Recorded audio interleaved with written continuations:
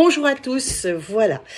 Bienvenue donc sur ma chaîne YouTube où je vous partagerai pas mal de situations concrètes, des informations aussi sur mon travail. Mais voilà, une petite situation concrète que je viens de recevoir, mais là, à l'heure où je vous parle réellement. Donc, j'ai une de mes élèves, vous savez qu'avec mes élèves, je suis très proche parce que voilà, s'il y a une question, s'il y a une analyse et tout, je suis vraiment là pour elle, enfin pour eux, parce que j'ai un homme. Et donc, en fait, une de mes élèves me contacte. Donc, je corrige son devoir et puis je lui dis que tout va bien au niveau du devoir. Et ce qui se passe, c'est qu'elle me dit, à propos, j'ai eu un contact avec la lignée maternelle, vu qu'en fait, il faut savoir que mon élève a perdu sa maman, elle avait 9 ans. Donc, effectivement, elle n'a pas trop entretenu, en tout cas, les liens avec certaines personnes du côté maternel. Et donc, elle vient d'apprendre, écoutez bien, elle vient d'apprendre en fait que sa maman avait un jumeau et que ce jumeau, en fait, est décédé à l'âge de 42 ans et qu'il était né, en fait, le même jour qu'elle. Et ce jour, en fait, c'est demain. Donc, en fait, vous voyez combien, j'ai envie de dire, le calendrier et l'horloge, toutes les aiguilles, les dates et les jours se mettent en place.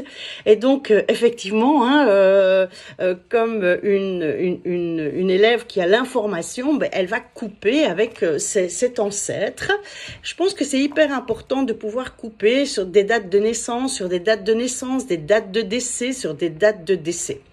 Alors, je vais quand même vous donner une information pratico-pratique et surtout un peu théorique.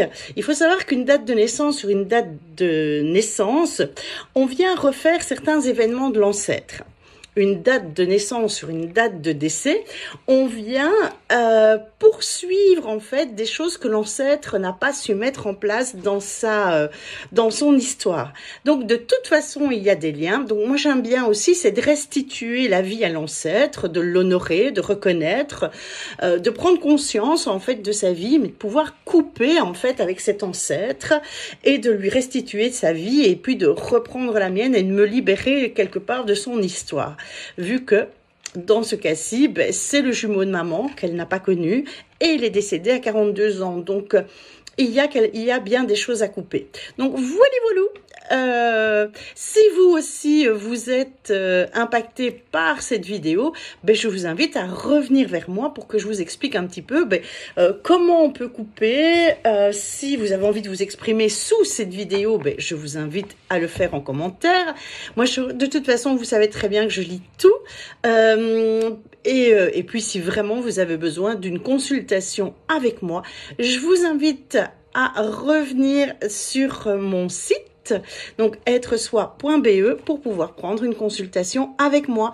Donc, je vous dis à bien vite pour un prochain cas concret.